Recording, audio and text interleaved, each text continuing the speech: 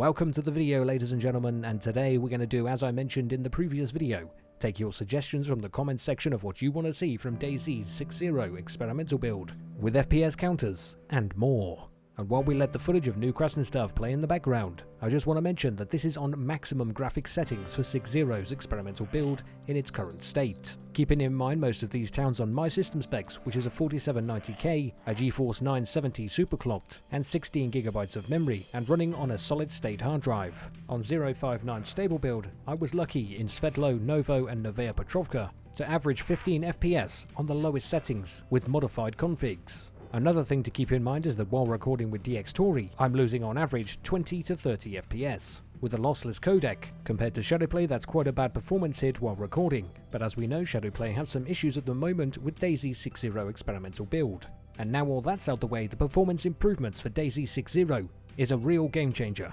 For those of you who have not experienced DayZ's experimental 6.0 yet, I know it's really hard to get on a server. I spent the last 2 days spamming myself to get this footage. It's worth the wait. I've got myself into a couple of combat situations, close quarters and long range with firearms, both feeling much better and more responsive with this extra FPS.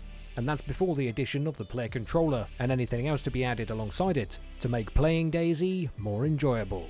So keep an eye on that FPS counter in the top right hand corner as we go through each of the towns you've requested.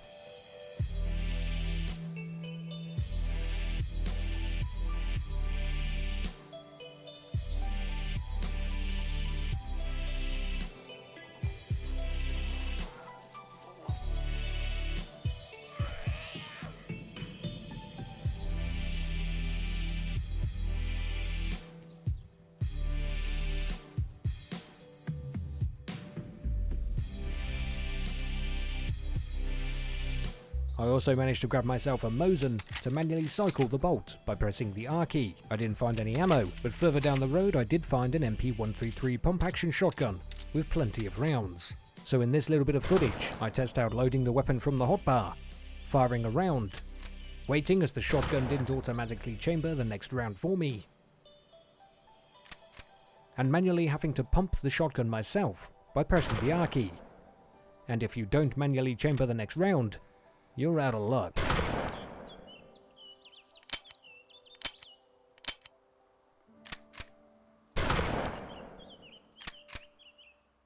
I wasted quite a few shotgun shells on this piece of road here, as well as on stream, as having to manually chamber the next round with a shotgun, bolt-action rifle, or eject rounds with any other gun makes using firearms feel so much more immersive, and I really can't wait to be using this mechanic in a real in-game combat situation. Personally, I think the idea of the manual reload mechanic was an amazing idea, and whoever thought of it deserves a raise. So if you've seen the FPS counters for Krasnostav, Novi, Svetlo and Novaya Petrovka, let's go up to Tisy. Oh yes, the new, large military base with new structures. In these clips I do go through these new structures while being shot at, mind you. But it's worth it to get the footage while I'm panicking and sweating because I really don't want to die because you guys really want to see it. I'm not sure what some of these buildings will end up being, other than obviously military related, but one of them next to the camo building has some sort of underground bunker.